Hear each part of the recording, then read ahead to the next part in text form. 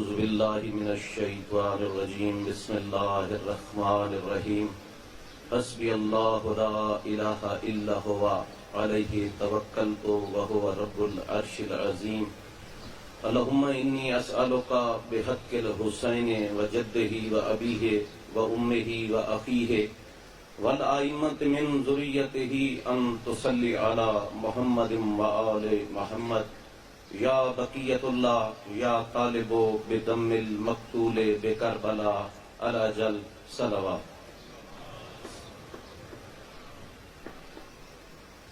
مومنین کرام،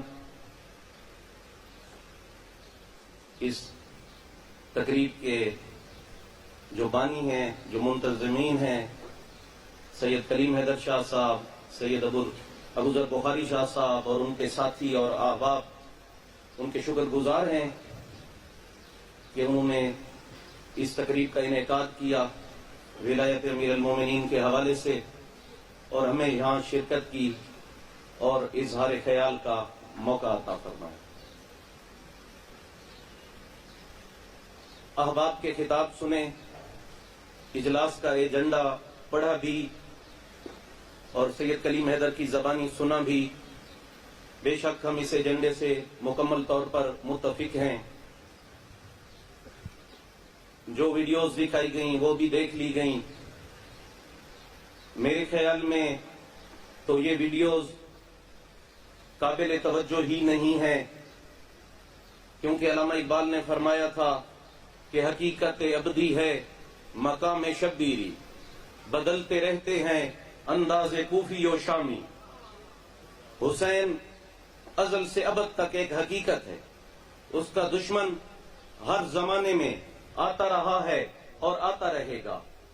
ہمارا معاملہ، ہمارا ایمان ایک نظریے سے وابستہ ہے۔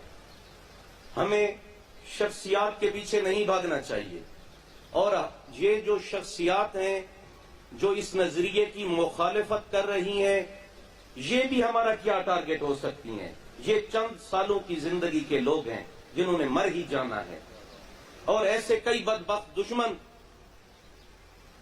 محمد و آل محمد کے متعلق نازیبا کلمات ادا کرتے ہوئے یا ان کی توہین کی جسارت کرتے ہوئے جہنم جا پہنچے۔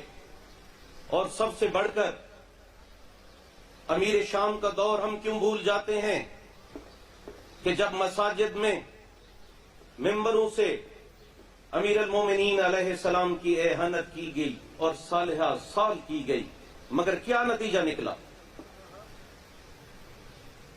کیا وہ نظریہ ختم ہو گیا؟ نہیں، وہ نظریہ ختم نہیں ہوا۔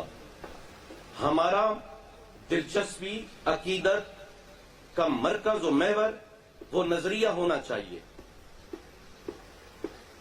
شخصیات آتی جاتی رہتی ہیں، آج ہم یہاں کھڑے ہیں، کل نہیں ہوں گے، مگر حسینیت کا نظریہ قائم رہے گا۔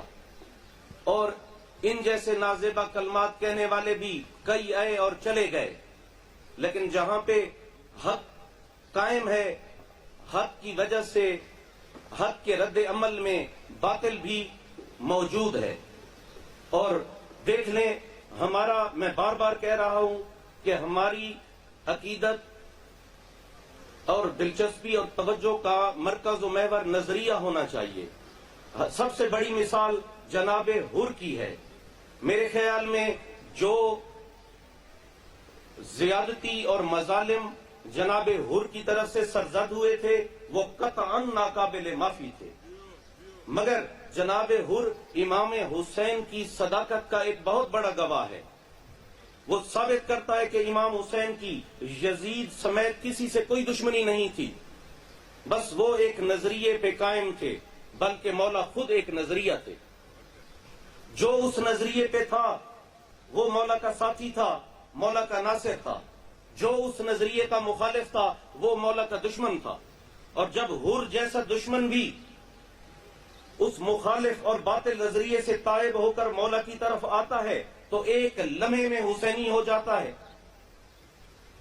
بات شخصیات سے بڑھ کر بات نظریے کی ہے۔ کربلا کی قربانی ایک نظریے کے اوپر ہوئی، کسی شخصیت کی مخالفت میں نہیں ہوئی، ایک نظریے کے اوپر ہوئی. اور میں ایک عرض کرتا چلوں کہ یہ جو تحریک پیش کی گئی ہے ہم اس کے ساتھ متفق تو ہیں، مگر میں ایک حسینی فقیر ہوں اور میں سچ بولے بغیر کبھی بھی نہیں رہ سکتا اور آج بھی بولوں گا. بات یہ ہے کہ ایسی جو محافل ہیں، ایسی جو تقریبات ہیں، ایسے جو اجلاس ہیں، وہ صرف آ کے بیٹھنے تک، چند باتیں کرنے تک، تقریریں سننے اور سنانے تک، کھانا کھا کے چلے جانے تک محدود نہیں ہونی چاہیے. اور اگر اس ٹائپ کی تقریبات ہوں تو میرے خیال میں پھر فائدہ ہی کوئی نہیں ہے اور پھر آنا جانا بھی ایسے ٹائم کا ضیاع ہوگا. اگر یہ تقریبات، یہ اجلاس، یا اگر اسے کسی تنظیم کی شکل دی جائے، اگر یہ با مقصد ہو اور منتظمین اور بانیان سے لے کر تمام گدی نشینان، تمام مومنین، سادات، فقراء استقامت کے ساتھ اس نظریے پہ کھڑے ہوں، بسم اللہ، ہم ہر قربانی کے لیے حاضر ہیں. ٹھیک ہے؟ اس کے لیے دیکھیں، آپ دنیا کی کئی تحریکیں دیکھ لیں، آپ غیر مسلم تحریکیں دیکھ لیں، آپ مسلم تحریکیں دیکھ لیں، آپ اپنے مسلک کی تحریکیں دیکھ لیں، آپ دوسرے مسالک کی کئی تحریکیں دیکھ لیں، ملک میں یا بیرون ملک، ان میں ایک وہی تحریکیں، چاہے وہ حق پہ تھیں یا باطل پہ تھیں، وہی کامیاب نظر آتی ہیں، جن میں ایک کلاس تیار کی گئی ایک خاص نظریے کے اوپر. جہاں پہ کلاس تیار نہیں ہو سکی، جہاں پہ کچھ مخصوص لوگوں کی تربیت نہیں ہو سکی، تو نظریہ تو قائم رہا مگر وہ طبقہ ایک قوم میں کبھی نہیں ڈھل سکا. وہ طبقہ کسی قوم میں نہیں ڈھل سکا. کچھ ایسے لوگ ہیں، ابھی جو ویڈیوز میں بھی کچھ ایسے حضرات ہیں جن سے ہم شدید نالاں ہیں اور بیزار ہیں، مگر اگر غور سے جائزہ لیں تو انہوں نے بھی پوری زندگی محنت کر کے ایک طبقہ تیار کیا. اس طبقے کو ہم باطل کہتے ہیں، ہم باطل مانتے ہیں، مگر اگر دیکھیں تو یہ کریڈٹ تو ان کو دیں گے نا کہ انہوں نے تربیت کر کے ایک طبقہ تیار کر لیا. ہم نے کہاں تیار کیا؟ ہمارے پاس وہ طبقہ کہاں ہے؟ ہمارے پاس وہ طبقہ نہیں ہے. ہم چھوٹی چھوٹی ٹکڑیوں میں بٹے ہوئے ہیں. ہم ایک دوسرے کو برداشت کرنے کے لیے تیار نہیں ہیں. ہمیں تو مار پڑے گی. یہ تو وعدہ ہے خدا کا اپنے رسول سے، جو امام حسین علیہ السلام کے ظہور کے دن جناب جبریل کی زبانی ہوا تھا. اور پھر وعدہ ہے رسول کریم کا اپنی بیٹی سے کہ خدا ایک قوم پیدا کرے گا جو تیرے بیٹے حسین کو یاد رکھے گی اور حسین کے مصائب پہ روتی رہے گی. یہ تو وہ اللہ کا وعدہ ہے اپنے نبی سے، اور نبی کا وعدہ ہے اپنی بیٹی سے کہ ہمارا وجود قائم ہے. ورنہ تو ہمارے اندر وہ کوالٹیز ہی نہیں ہیں، ہمارے اندر تو وہ خصوصیات ہی نہیں ہیں کہ ہم قائم رہتے. یہ تو بی بی کا معجزہ ہے کہ ہمارا وجود قائم ہے. اور ہم نے کیا خود احتسابی کی ہے؟ کیا ہم نے کبھی اپنے گریبان میں جھانکا ہے؟ دیکھیں، تولا اور تبرہ ہمارے دین کے ارکان ہیں. تولا اور تبرہ کیا صرف برا بھلا کہہ دینے کا نام ہے، یا تولا کچھ کردار بھی ہے؟ تبرہ کیا صرف لعنت کا نام ہے، یا تبرہ کچھ کردار بھی ہے؟ دیکھیں، تولا کس کا ہے؟ محمد و آل محمد علیہ السلام کا تولا ہے. یہ زبان سے اقرار بھی ہے، ان کی ولایت کا اقرار بھی ہے، اور ان کی سیرت و کردار پہ اور ان کی تعلیمات اور ان کے نظریات پہ عمل کرنے کا نام بھی تولا ہے. صرف زبانی بات کا نام دین نہیں ہے. اور تبرہ کیا ہے؟ تبرہ صرف کسی کو گالیاں دینے کا نام نہیں ہے.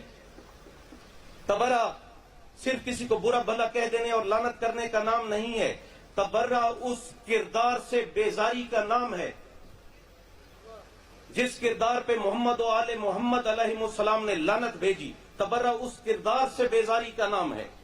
اور اگر زبانی تبرہ کرتے ہوئے ہم وہ سارے کام کر لیں جن پہ محمد و آل محمد نے لعنت کی ہے، کیا ہمیں تبرہ کرنے کا حق حاصل ہے؟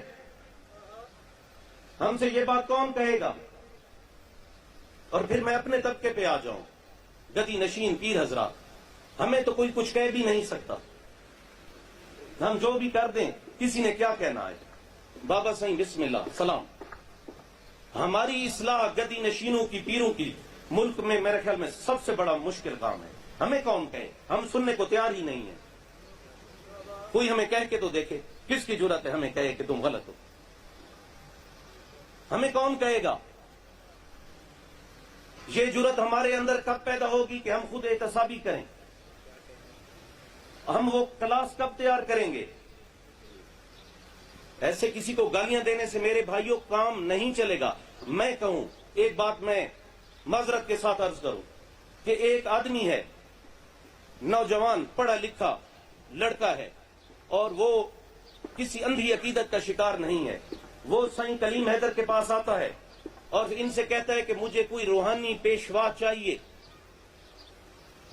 جو میری رہنمائی کرے، جو مجھے محمد و آل محمد علیہ السلام کا نظریہ سمجھائے.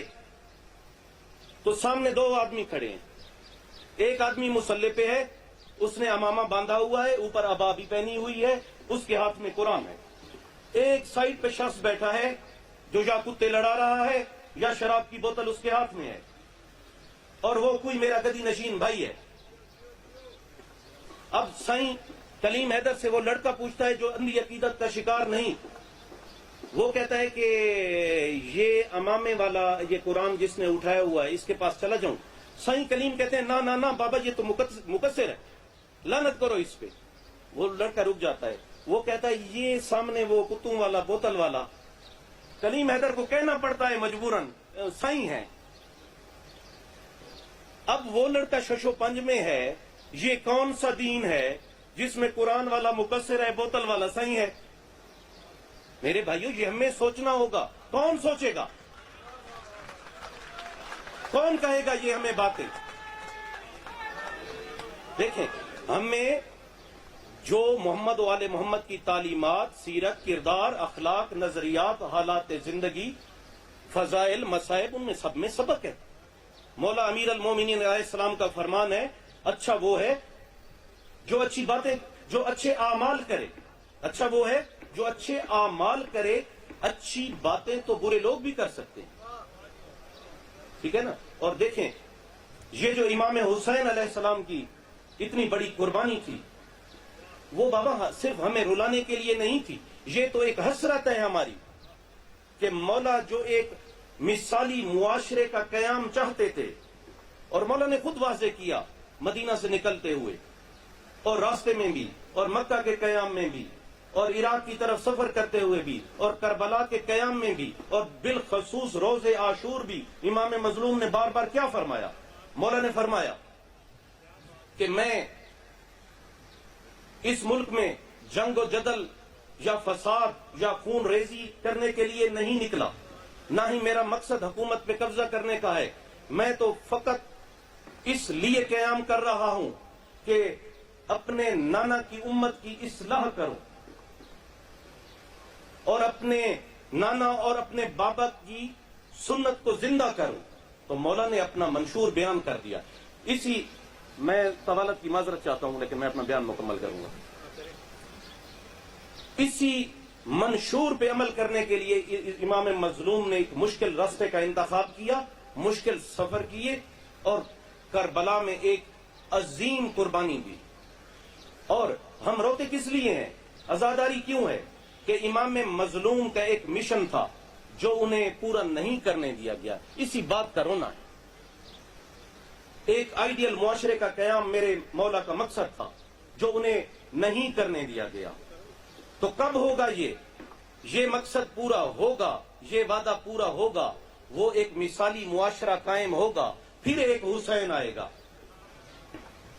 پھر ایک حسین آئے گا جو حسین کی اس حسرت کو پورا کرے گا انشاءاللہ، اور جلد آئے گا. تو یہ دور غیبت ہے میرے مولا کا، ہمارے لیے دور آزمائش بھی ہے اور دور ابتلا بھی ہے. تو ٹھیک ہے، اللہ کا وعدہ ہے، معصومین علیہ السلام کے فرامین ہے کہ جب میرے مولا آئیں گے تو وہ اس دھرتی کو عدل اور انصاف سے ایسے بھر دیں گے جیسے وہ ظلم و جور سے بھر چکی ہوگی. मगर मौला की गैबत में हमारी क्या जिम्मेदारियां हैं? क्या हम हाथ पे हाथ रख कर बैठ जाएं और इंतजार का क्या ये मतलब है कि हमने कुछ नहीं करना? हमारी भी तो जिम्मेदारियां हैं, हमने भी तो मुआशरे की इस्लाह करनी है। और जिस मुआशरे की इस्लाह करनी है, जब हम इस्लाह मुआशरा की तहरीक का आगाज करें तो क्यों ना वो तहरीक मैं अपने नफ्स से शुरू करूं? मैं आपको क्यों नसीहत करूं? पहले मैं अपनी इस्लाह क्यों ना करूं? और मौला का फरमान भी है, अमीर मोमिनीन अलैहिस्सलाम ने फरमाया था कि सबसे मुश्किल काम अपनी इस्लाह करना है और सबसे आसान काम दूसरों पे तनकीद करना है। तो मेरे भाइयों, ये गुजारिशात थी, ये हमारी गुजारिशात थी। हम इस मंशूर से पूरी तरह मुत्तफिक हैं।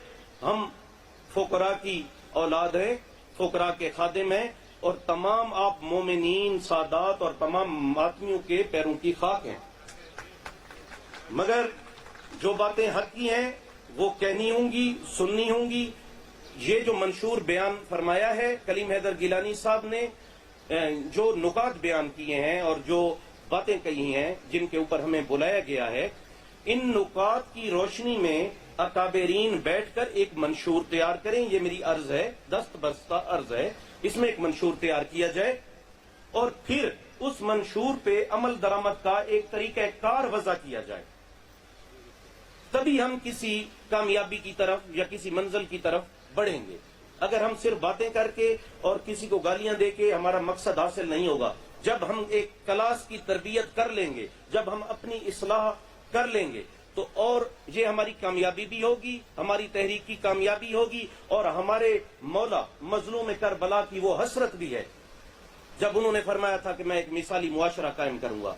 तो और कुछ नहीं, तो जिसका नाम ले लेके रोते हैं उनकी हसरत समझ कर ही हम अपनी और मुआशरे की इस्लाह कर लें। और इंशाअल्लाह जो तहरीक चली है, हमें मौला पे यकीन है कि हमारी नुसरत फरमाएंगे और हमारी ये तहरीक कामयाबी से हमकनार होगी। अगर हम आज कुछ कर जाएंगे तो हमारे बाद आने वाले भी उस सिलसिले को आगे बढ़ाएंगे। अगर हम ही कुछ ना कर सके तो किसी ने क्या करना है। और मैं इजाजत चाहूंगा, और मुझे एक शेर याद आ गया कि कत्ल गाहों से चुनकर हमारे अलम, कत्ल गाहों से चुनकर हमारे अलम, और निकलेंगे उस शाख के काफिले, जिनकी राहे तलब से हमारे कदम, मुख्तसर कर चले दर्द के फासले। सलाम।